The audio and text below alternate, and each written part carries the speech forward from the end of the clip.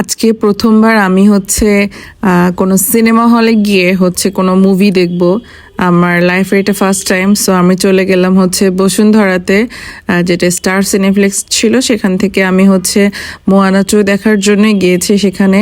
পরে যেখানে হচ্ছে 500 করেছিল টিকিটের প্রাইস। পরে এখান থেকে টিকিট কেটে ভিতরে ঢুকলাম।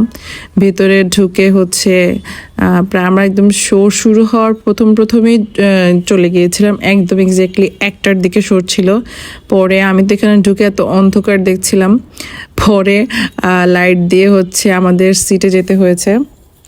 সেই যে ভাইয়া আমাদেরকে টিকিট চেক করে দিচ্ছিল আর আমরা তারপর ঢুকলাম। এরপরে তো মোয়ানা স্টার্ট হয়ে গিয়েছিল। মোয়ানা আমার খুব একটা ফেভারিট একটা ক্যারেক্টার অ্যানিমেশনের। এটা আমার মিস, মানে আমার কলিগ ফ্রেন্ড। অ্যান্ড দেন আমরা হচ্ছে মুভিটা অনেক এনজয় করেছি। আর এটা আমরা একটা হচ্ছে ওয়েজেস নিয়েছিলাম, যেটা অনেক মজা ছিল। আর মোয়ানার এই ক্যারেক্টারটা আমার কাছে এত ইন্টারেস্টিং লেগেছে এবার। এদের এই যে কোকোনাট যে ইয়েটা ছিল, এটা আরও বেশি মজা লেগেছে।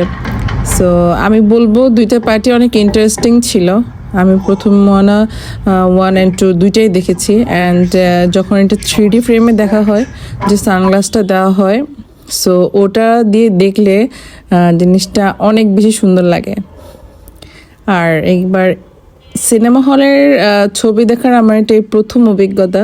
সো তাই একটু শেয়ার করা হলো আর কি, আমার মানে টাইমলাইনে রেখে দেওয়ার জন্য, as I am watching it for the first time. And yes, it was a best experience. And আমার খুবই ভালো লেগেছে।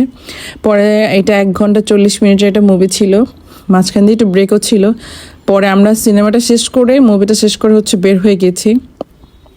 হয়ে গিয়ে বসুন্ধরার যে ফুড কোর্ট আছে সেখান থেকে মাস্ট হ্যাভ দোসা খেয়েছি। আর এখানে হচ্ছে গ্রিল চিকেন নিয়েছি, যেটা দুইটাই খুবই মজা ছিল, ইয়ামি ছিল।